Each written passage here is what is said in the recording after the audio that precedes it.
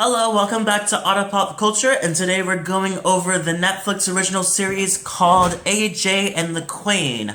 So this has been something that I've been waiting on for a while. I saw it was a rumor that RuPaul was doing some show on, like doing something on Netflix. Then we found out it was a TV show. Then we found out that he was going to be performing like every song every single episode. So I was like, oh my god, I'm so ready for this. Finally dropped. I was super excited. I went through the whole thing pretty fast. It's a good show.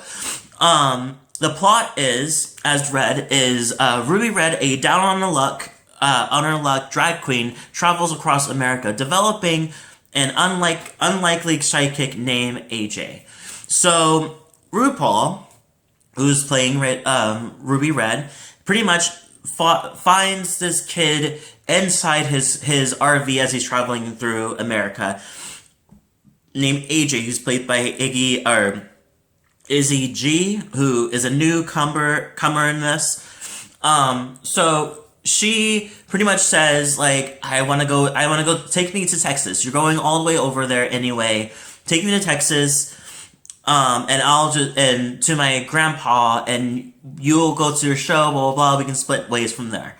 So he agrees, and they have to go through each show at each state, and each episode's each state, or each city. So, and we meet a shit ton of RuPaul Drag Race queens. Oh my god, we meet Chad Michaels, we meet, Ginger Minge, and Latrice, like, everybody's in it. Every single person. Even newer people like Trinity. Like, a lot of people are in it. And do their own cameos. It's very campy. I think this whole thing is very campy. I love it. I think it's a really good show. I think it's super cute. It has its faults, like, as all campy gay movies usually do. It reminds me a lot of the time where we had a lot of gay campy movies, like Not Another Gay Movie, or Another Gay Movie, Another Gay Sequel, what was it, what was that one? It was like I cannot remember it. I literally completely blinked. I had like a list of that shit, of like all of them, and I just completely went, Boy Culture, just all those, like, it was like mid-2000s, like, before 2010, like, there was a moment where it was just, like, a shit ton, or maybe, like, going lightly in 2010-ish, but not really that, it kind of stopped after that, but, like, there's a shit ton of just, like, Trick is another one.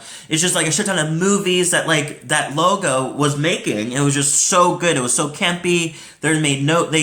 Some of them made sense, some of them didn't. It was a beautiful moment, because I love the campiness, and I felt like this brought that back. And now, pretty much, the whole thing is really nice. Like,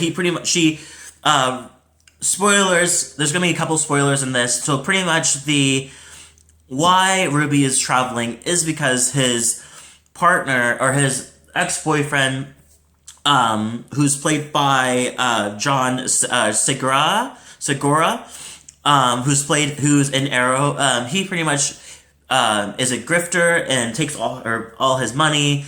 And now he has to make that money going on through each performance that he does. Love the songs. I love his performances. We never see RuPaul perform.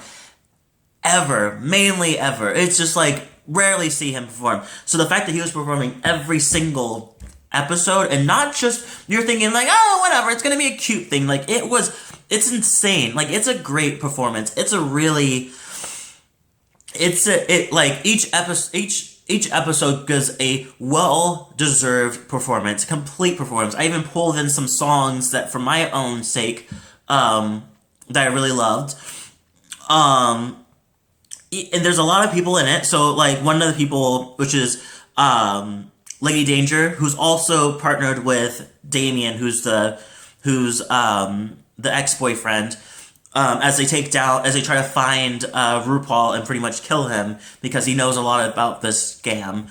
Her name is Lady Danger. She's played by Tia Correres. She's in Wayne's World. I remember her from Wayne's World now that when I saw that she was in it. And she plays, which I didn't know this until now, was she plays Nani in Lilo and Stitch, the older sister. So they're both tracking him down, and it's a whole thing with them trying to figure out where she is or where he is. On top of that, he has a best friend whose name is Louis Ball, who's played by Michael Woolley, who, if you remember his voice, I remember his voice immediately when I heard his voice. He plays He plays Louis and this Princess and the Frog.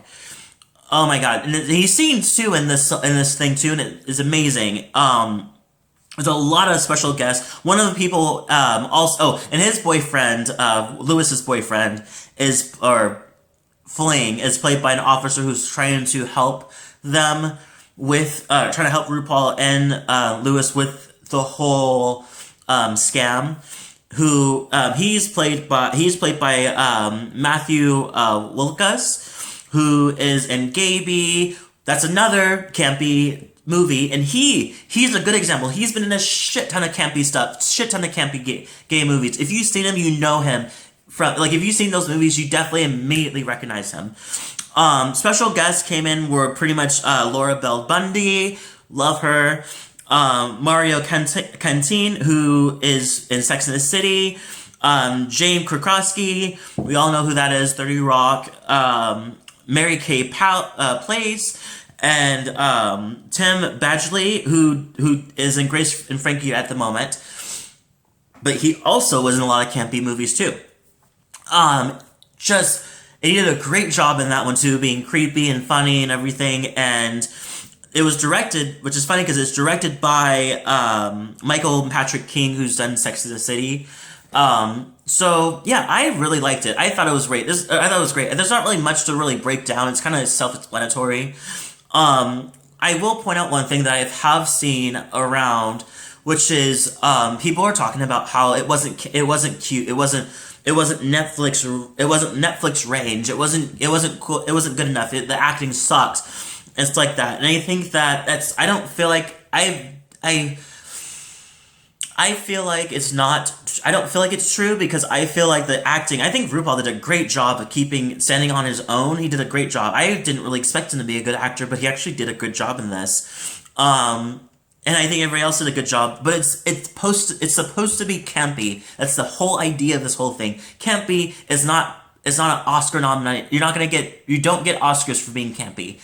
But maybe that's going to change with this thing, but I think that's the whole purpose of campy, is to enjoy it and just laugh and have a good time, not take it seriously. There's no undertone thing. It's everything you see is exactly what it is. And it's just supposed to be enjoyable. And I feel like people are taking it way too seriously just because it's coming off of Netflix.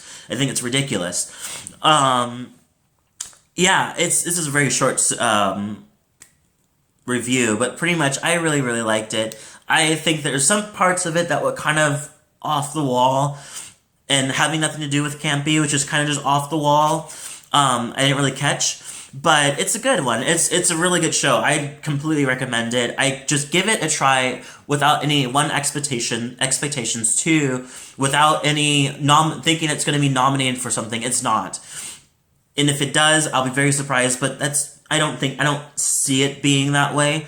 But also just enjoy it. It's just supposed to be enjoyed. It's supposed to be specifically enjoyed. Like everything else, sure, there's some messaging under it, like, that they're pointing out, but it's not the main goal of it. And I think it's worth it to just go in with a more lightheartedness, you know?